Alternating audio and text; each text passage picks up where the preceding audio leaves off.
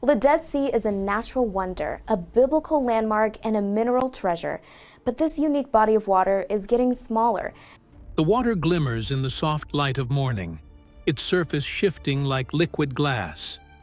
Just beneath, slender fish move in quick bursts, darting between reeds that sway in a warm breeze. The shoreline, once a crust of lifeless salt, now cradles tufts of marsh grass, and here and there, small pools reflect the open sky. It feels alive, unexpectedly, almost defiantly alive. But this is the Dead Sea, and for centuries, those two words meant exactly what they said: dead. The salinity here is so extreme that it choked out every form of aquatic life. No fish could survive. No plant could root in the scorched soil along its banks.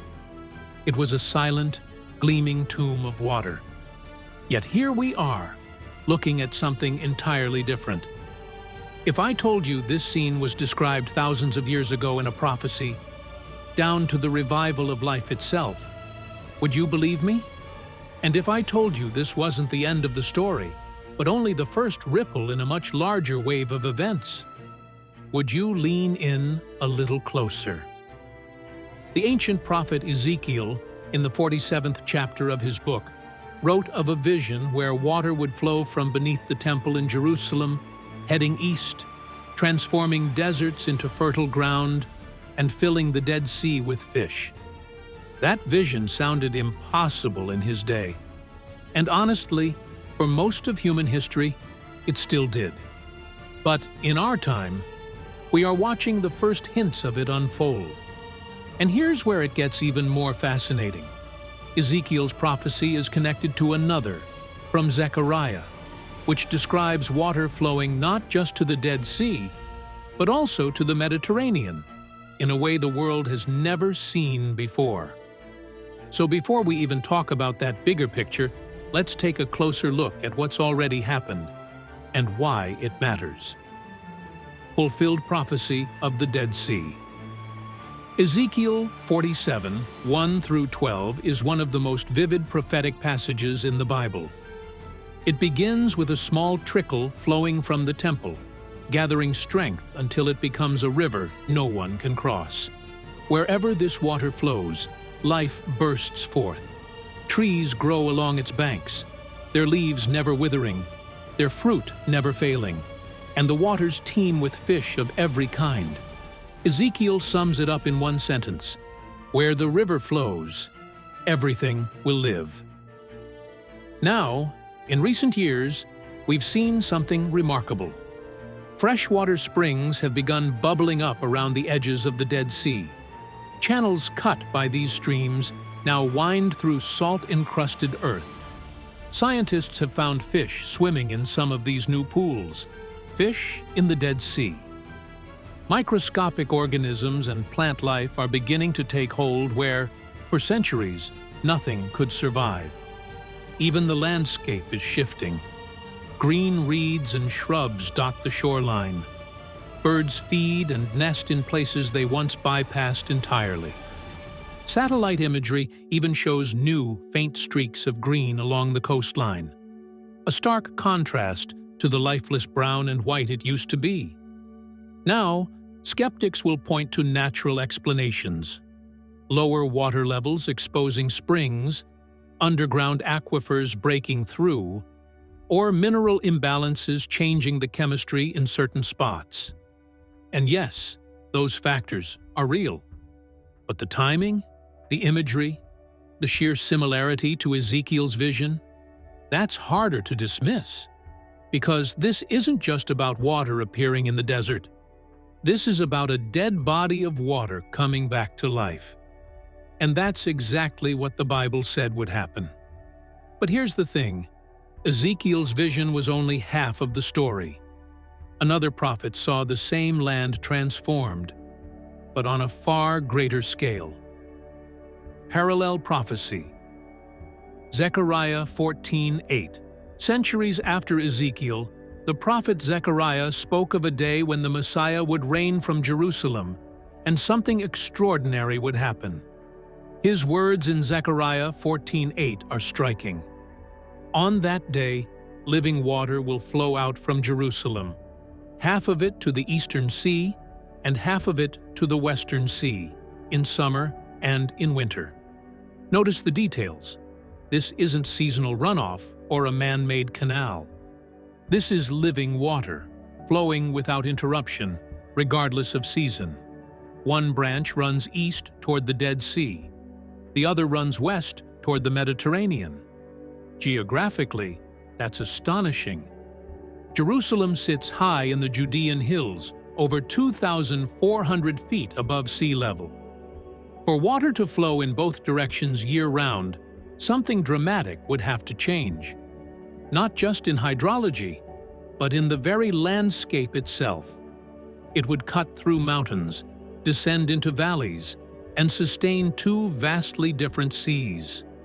That's not the kind of thing nature does casually.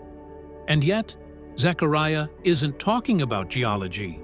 He's talking about the reign of the Messiah. He's describing a moment in history when creation itself responds to the presence of the King. The living water is more than just H2O. It's a sign of restoration, abundance, and divine authority. So, could what we're seeing now at the Dead Sea be an early glimpse, a hint of that coming reality? Maybe. The fish in those freshwater pools could be the opening notes of a much larger symphony. And if that's true, then the real question is, how close are we to the day when the waters flow from Jerusalem to both seas, and the world itself is remade? Isaiah 35, 1-7. Connection, the desert blooms. The prophet Isaiah paints one of the most beautiful pictures in all of Scripture. A transformation so complete, it's as if the land itself sings for joy. Isaiah 35, 1-2 says, "The desert and the parched land will be glad. The wilderness will rejoice and blossom. Like the crocus, it will burst into bloom. It will rejoice greatly and shout for joy." It's not just poetic language. Isaiah continues, "Water will gush forth in the wilderness and streams in the desert. The burning sand will become a pool, the thirsty ground bubbling springs." When you hear that, and then look at what's happening today, not just at the Dead Sea, but across Israel, it's hard not to see the parallels. The Negev desert, once barren and bone-dry, is turning green. Yes, much of it is thanks to Israeli innovation, advanced drip irrigation, water recycling, and agricultural research. But there's more to the story. Satellite imagery has shown new, naturally green patches emerging near the Dead Sea, especially where freshwater springs have appeared.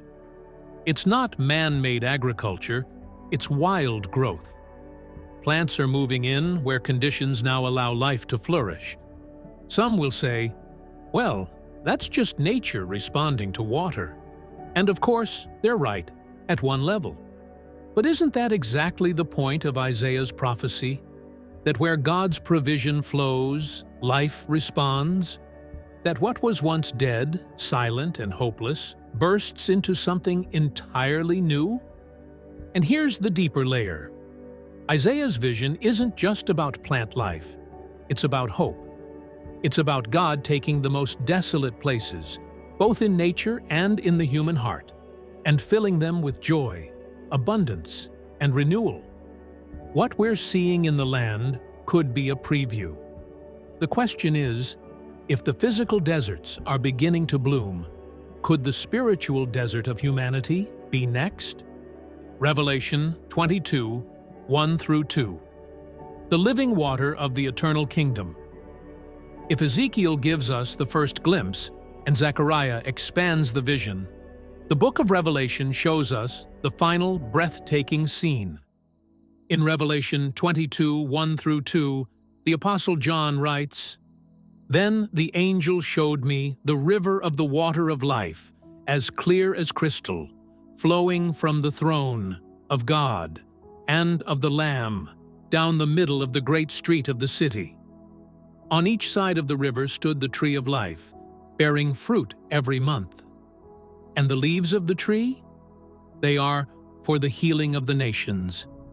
This is more than geography. It's eternity. The river in Revelation is not simply reviving a single sea or healing a strip of land.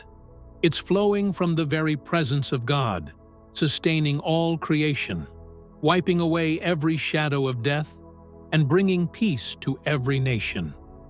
Think about the connection. Ezekiel describes a river bringing life to the Dead Sea. Zechariah speaks of water flowing from Jerusalem to both seas. Isaiah speaks of deserts bursting into bloom. And Revelation gives us the ultimate picture, a river flowing forever from the throne of God. It's like we're seeing puzzle pieces drop into place. The small lakes and fish in the Dead Sea today might be the faint, early echo of that eternal river. A preview so subtle, so small, that the world can dismiss it. But those who know the Scriptures can't ignore it. And perhaps that's the point. God often begins His great works quietly, like a seed breaking through the soil before it becomes a tree. What we see now may be nothing compared to the day when living water will flow without end, healing not just the land, but the very soul of the world. Scientific perspectives and debate. Whenever something extraordinary happens in nature, especially when it echoes the words of Scripture, two responses usually emerge. Some see the hand of God. Others search for a purely natural explanation. Scientists studying the Dead Sea's changes point to several factors. One is the region's dropping water levels. Over the past few decades, inflow from the Jordan River has decreased dramatically, partly because water is diverted for agriculture and human use. As the shoreline recedes, underground freshwater springs, fed by the surrounding hills, are exposed. These springs form small, shallow pools where fish and vegetation can survive. Another factor is geological activity. The Dead Sea lies along the Jordan Rift Valley, part of a major fault line. Shifts in the Earth's crust can create new channels for water, allowing fresh sources to seep to the surface. Climate change also plays a role. Altered rainfall patterns, flash floods, and temperature shifts can all impact the delicate balance of life in the region. From a purely scientific standpoint, these explanations make sense. But here's the question: does a natural process make the event any less significant? If the God of Scripture is the creator of the natural world, then He works through the very laws and forces He designed.